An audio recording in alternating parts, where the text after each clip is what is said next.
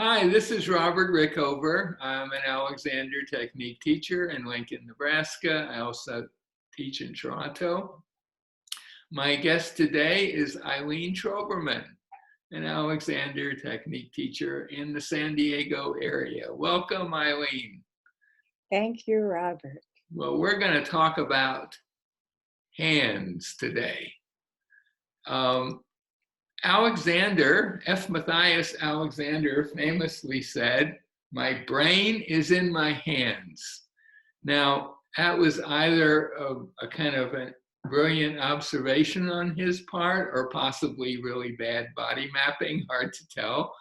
But hands play a big role for Alexander Technique teachers. In-person Alexander lessons, part of them is quite often a teacher putting their hands on a student and providing gentle guidance.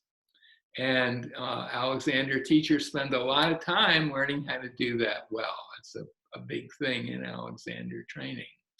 And we're going to talk more generally about hands, how you can use them more effectively, some little tricks and exercises that might be useful.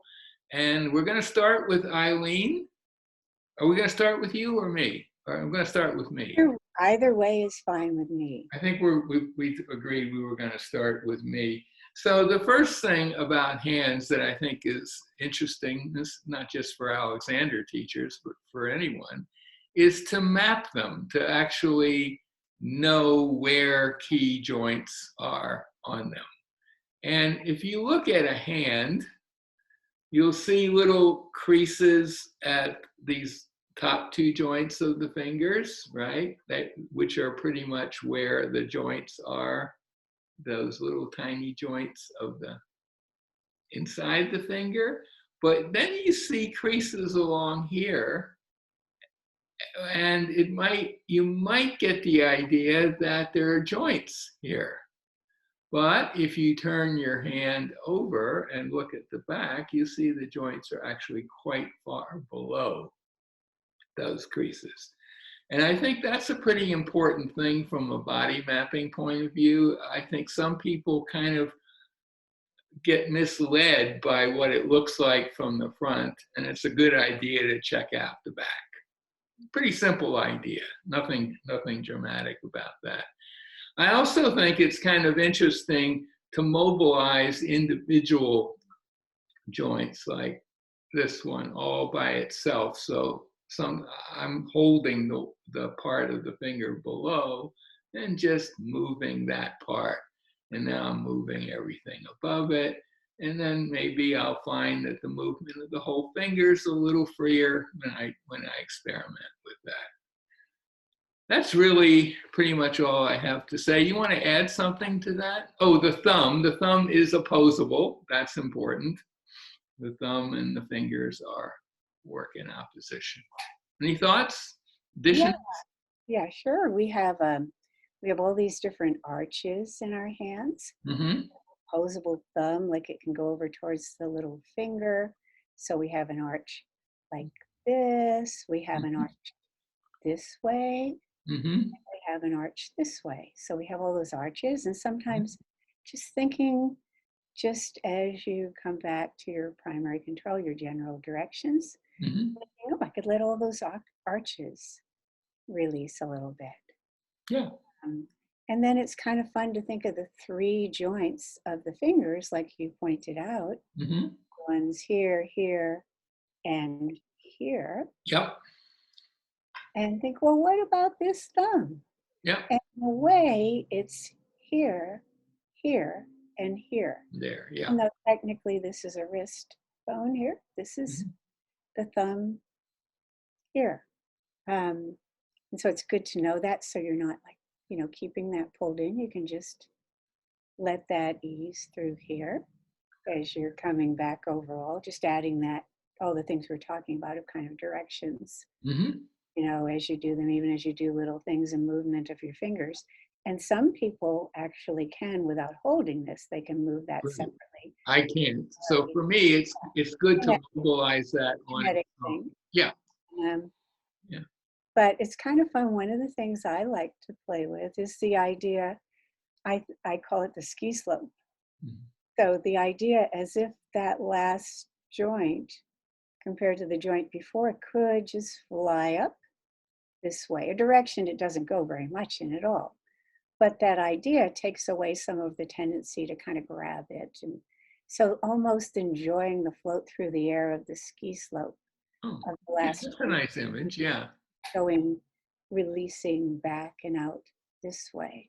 So Hmm. I would add those things. Okay, great. Of course, the coordination through the rest of the arm, and like we There's probably that talked about. too. Yeah. So you're going to talk about a kind of an imagery that we've discussed earlier and that I've experimented with and found kind of interesting. Why don't you present that? So it's, in a way, it's similar to what will happen with hands on the back of chairs, Hmm. with that widening of the back, that directing of the wrists in and elbows out. Hmm. And but it's something you can actually, through a little image, you can trigger those things without doing the hands on the back of chairs. Hmm. By, it's a silly idea, but when your arms are hanging or they're resting in your lap or wherever they happen to be right now, just thinking, what if you had another thumb that came out of here? So it came out of just, right below your thumb here. There was another thumb that came out this way though. Instead of this kind of coming out this way, there's one that comes out here. Besides this one. This one's doing its own thing as the Hmm. rest of your fingers are. If you had a thumb that went this way, inward, however your hand is, however your thumbs are, you can just think, what if I had a thumb that went this way? And what if I had another thumb on this side? Got to have a matching set. Yeah. This side going this way also. And what if the two thumbs, not your real thumbs, Yeah. but the two imaginary thumbs, were kind of thinking of going in towards the ends of them. We're going in towards the center of the imaginary thumbs. Yeah. What happens is your wrists release in, your elbows release out. And as you're including the whole of you, your back, the connection with the widening of the back goes with those. And it's just a cool thing to do in Hmm. the movement of your arms. It does a very similar thing that those directions do with the hands on the back of chairs, but Yeah. then without trying to do anything with it, like put your wrists in or put your elbows out. Yeah. I've Just experimented with the that, back and it connection. it it um it does tend to really create a little expansion here too, and for me when I do that. Yeah, it tends to release, it tends to take away a pull Mm. forward and down and in. Right. That, if there's a pull kind of forward and down and in, and Hmm. you think of those thumbs, Hmm. the whole thing just shifts. It Yeah. really changes in the coordination of the shoulders, Mhm. of the rib cage, of your head neck relationship without you having to do something with that. It just takes away that pull that we get towards our hands. There's forward and down and in. Yeah, and as I say, I've explored that and noticed that, and I've um, kind of expanded on it a little in ways that you might find shocking. I've always felt, particularly with legs, that your two legs ought to really have some way of communicating apart from just the pelvic connection. Some the knees and the ankle joints and the soles of the feet of one foot should have some kind of connection with the other, since they are working quite cooperatively in movement. And I've come up with the same kind of similar kind of image for those, and I find that's pretty helpful as well. It's a kind of a mental connection of your knees with each other, your feet could be the soles of your feet, your ankles, your toes. Doesn't I don't think it really matters that much. And I suppose your elbows too. I hadn't really done much with that, but just make kind of having them know about each other. What do you think of that, Eileen? I'm not sure. Huh, would have to play with it because people do tend to pull their knees together. Oh, no pulling, no pulling. So No. I be Just concerned if someone's awareness, just thinking, awareness that, okay, that each one aware of the other in perhaps a slightly more direct way than via the pelvis. I would say then if you take that Mm-hmm. and you add the hands like you did mention, Mm-hmm. but so all four Oh yeah, you can do them all at the each same other time. Yeah. through your spine. So that way when you're moving, just as if you were crawling or on four legs, they would all be connected to each other or walking or Yeah. running. Yeah. So I would take it that way. Yes. Okay. Then I'm going to talk about something that Marge Barstow used to do a lot.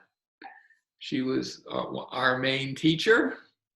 Um, she would often, as she was just sitting somewhere or reading, not reading, but sitting in a chair, she would just very gently kind of create a little stretch on her fingers. She didn't make a big deal of it. She never actually told people to do it, but I saw her doing it all the time when I was hanging out in her house in her later years. Just, you could do it in different ways, just encouraging in a fairly direct way. This is not really an Alexander way, it's just a little gentle pull. And I think that's a nice way to get some opening in your hands if your hands are kind of chronically contracted, which some people's hands are. What do you think of that, Eileen? Yeah, I think that very gentle. And, in fact, even just the skin, Yeah, you don't even have to pull. You can and just because direct. Yeah, light touch really affects our nervous system in a different yeah, way, yeah. processes our brain in a different way. She And may there's not have also actually pulled, now that I think about it. It was just this kind of a little movement. She may have just directed. I don't know. We don't have her to ask now. She never actually taught this explicitly. So I just throwing that out. yeah, yeah. And you are going to talk about what I would think of as kind of a directed lengthening of your fingers. You may have a different term for it. Do you want to, this thing?